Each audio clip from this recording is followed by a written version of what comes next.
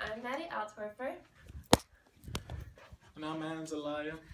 And we're going to be doing man-made man-made elements.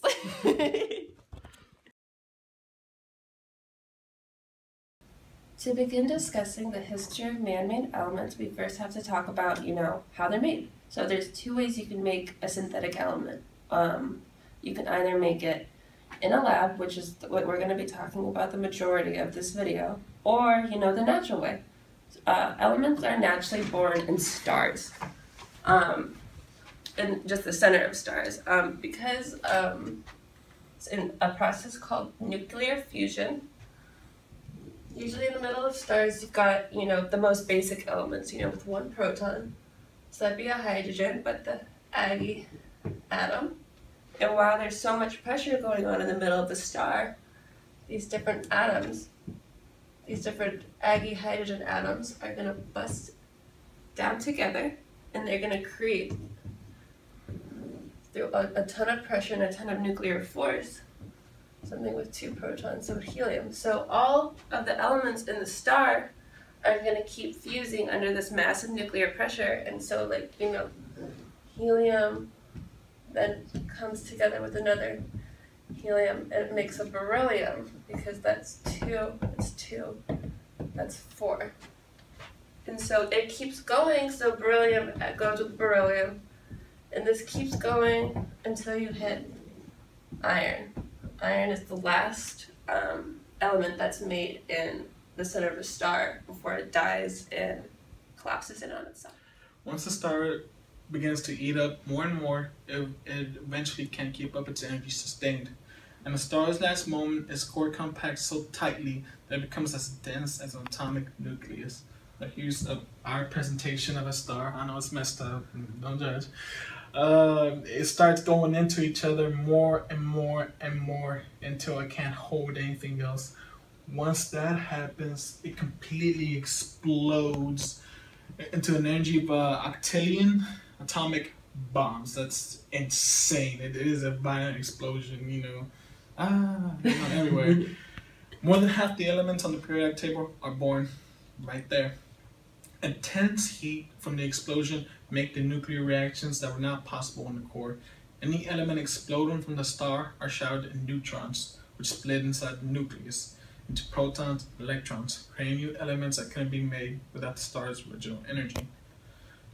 Like an alchemist's dream, iron turns into gold, gold turns into lead, and so on. This continues until uranium, the heaviest naturally star-born element, is fused. Okay, so after uranium, which is the heaviest naturally made element that can be created by a star, there are still 27 elements after it. So after the atomic number 92, so 93 and above, that actually could not have been made in a star. And these are because these are these synthetic man-made elements. But they only because they have to be man-made, or they're so rare that you can barely ever see them. So some of these rare elements are produced in tiny amounts from the decay of other elements. But for the majority, this radioactivity is not enough to create the super heavy elements at the end of the periodic table. Because chemists have pushed the boundaries of nature, today there are previously unimaginable elements that can live on Earth through modern science. One would imagine that there would be a limit to the amount of protons and neutrons that can be stuck inside the nucleus. So far, an exact number limit hasn't been assigned. Chemists every day are still attempting to expand and diversify our periodic table and what we consider myth or reality. Unfortunately, super heavy elements are fragile. For example, ununoctium is one of the last man-made elements, or the latest man-made element. It's 118. It's the heaviest one on that table right now. But even then, we don't know that much about it because it decays very quickly. We have a real short amount of window for chemists to go in there and try to examine it, see how much they can guess. And it's only like microseconds before it decays. Then the K atom falls apart quickly.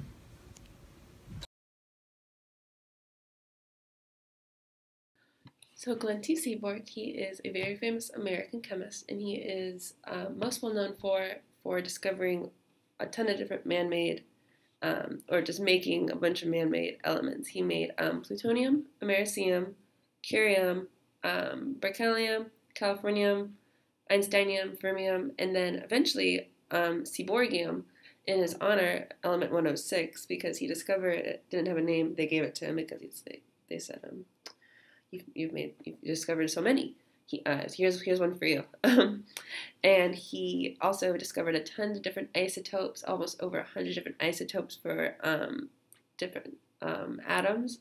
He was on the nuclear advisory board for a ton of presidents, and he was even involved on the Manhattan Project, where he developed the extraction process used to isolate the plutonium fuel for the second atomic bomb. Oh my goodness.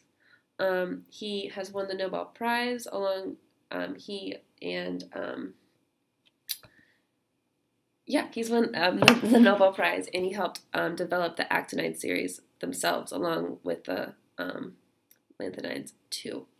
But he's, The second scientist I'm going to be talking about is Albert Ghiorso, and he is an American chemist, naturally Italian and Spanish, but he is a definite co-founder of almost all of the same elements that Seaborg put out, because, Ghiorso was basically at the hip with him. They did a lot of stuff together. They did the Manhattan Project together.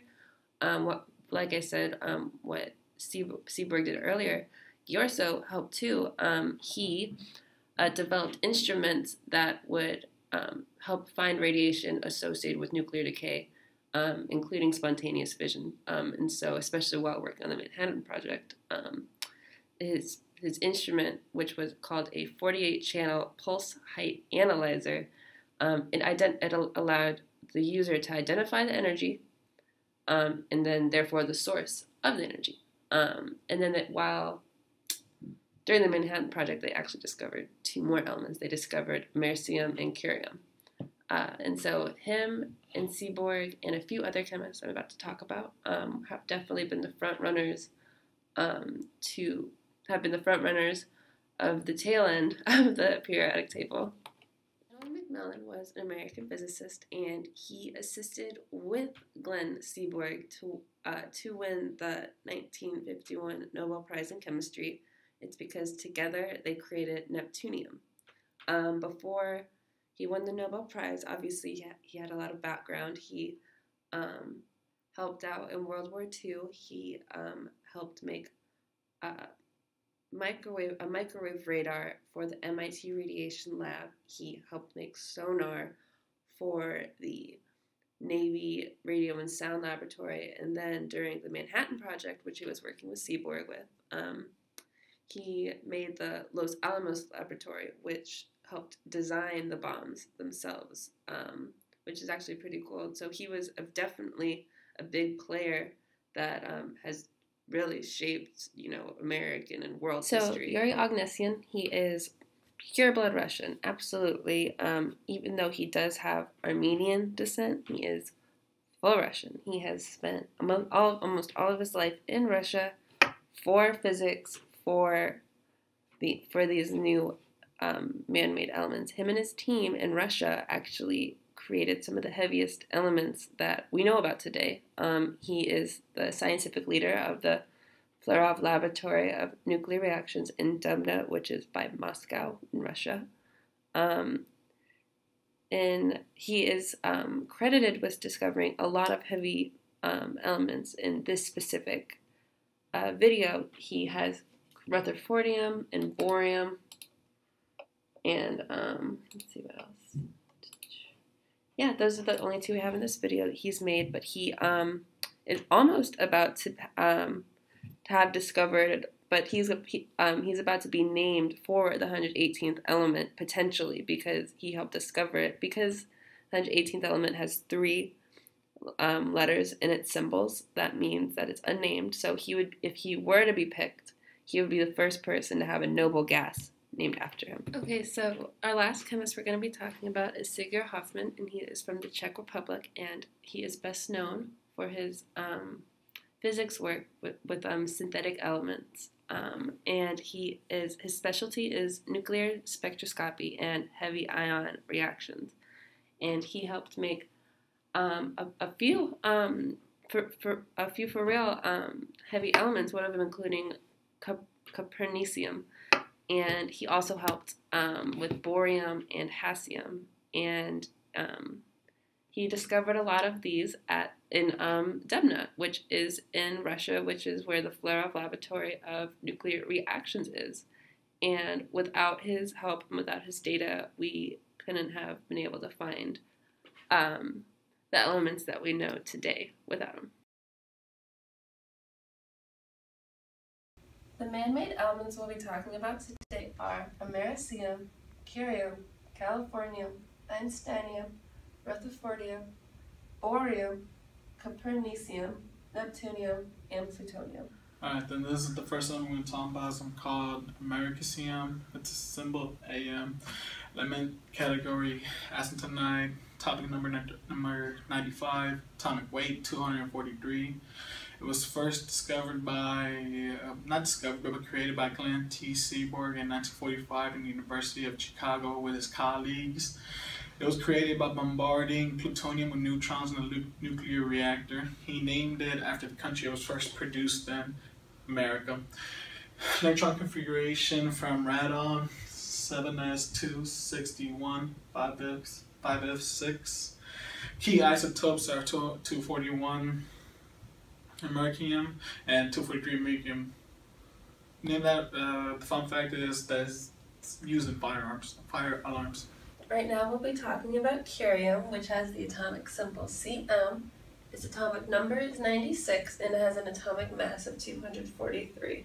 Its electron configuration is radon 7s2 61 5f7. It was discovered by Glenn T. Seaborg, R.A. James, and Albert Ghiorzo in 1944 at Berkeley. Its key isotopes are 243 cm and then 248 cm. It was the very first synthetic element to be made by using a collider. These scientists synthesized it by colliding helium together and plutonium together. They're nuclei, they collided them together. And it was named after Pierre and Marie Curie. And in fact, it's used to power electrical equipment in space shuttles. This next element we're talking about is going to be called californium, symbol CF, element category aconite, atomic number 98, atomic weight 246, discovered again by Glenn T. Seaborg in 1950 in the University of California. That's why it's named Californium, because it was where it was discovered in the state. It was created by firing helium nuclei at curium-242 atoms. Electron configuration radon 7s2 61 5f10. Key isotopes would be californium-249 and californium-252. Fun facts about it is that it used in metal detectors to find silver and gold when you're at the beach and all that. Okay, for einsteinium, the symbol is Es, and it has the atomic number of 99 and an atomic mass of 255.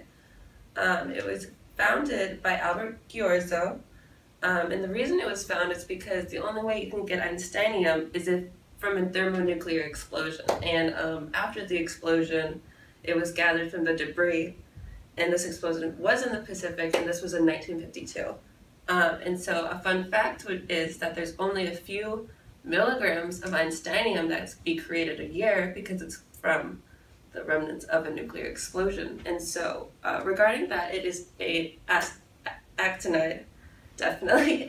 Its electron configuration is radon 7s2 61 5f11, and its key isotopes are 252 Es or 252 einsteinium. Next element we're going to talk about is rutherfordium, symbol RF. It's an element category of a transition metal. Atomic number 104, atomic weight 267. Discovered by a group of researchers in Russia, the Joint Institute of Nuclear Research in 1964, Dubna, Moscow, Russia. Electron configuration of radon 7s2, 60, 12, and 5f14. Key isotopes for rutherfordium would be 265. Rutherfordium 265.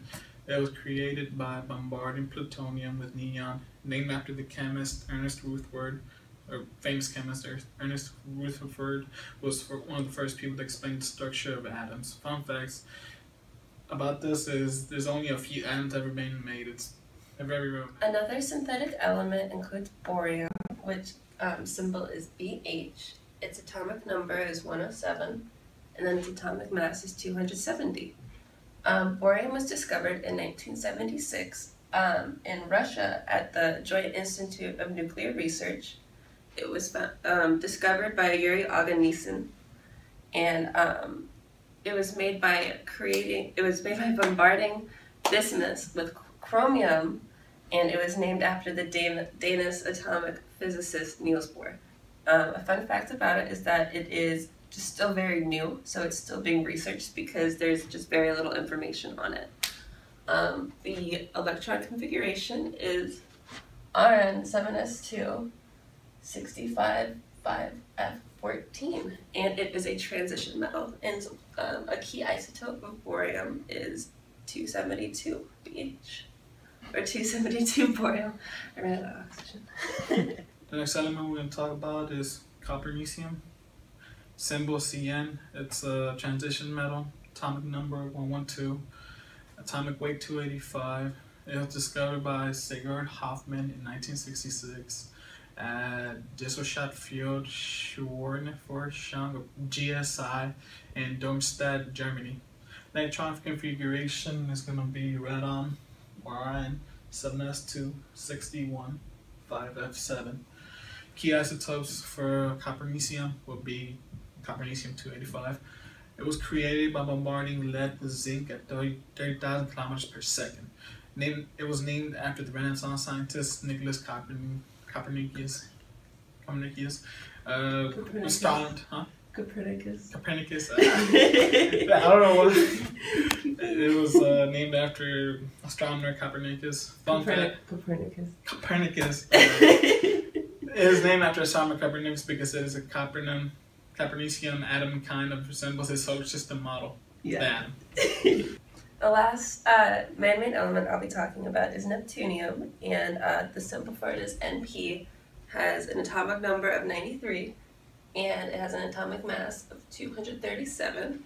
It is a transition metal, and its electron configuration is radon 7s2 61 5f4. And some of its most famous isotopes are, actually has one isotope, it's 237 neptunium. And for neptunium, it's created by bombarding uranium with slow neutrons, and obviously it's named after the planet Neptune or the god Neptune, or whatever else is out there that's Neptune. And it's used in neutron detectors, and it was discovered by Edwin McMillan at Berkeley in 1940. That's it. Next element we're going to be talking about is going to be plutonium, symbol Pu, atomic number 94, atomic weight 244. It was discovered by Seaborg and his colleagues, or Seaborg and McMillan, at Berkeley in 1940. Electron configuration of radon 7s2 61 and 5f5. Key isotopes for plutonium is going to be plutonium 238, plutonium 239, and plutonium 240. It was created by bombarding uranium 238 with deuterium nuclei. Well, thank you for watching our video, Professor Bott. We really appreciate you watching it, and we'll see you in class.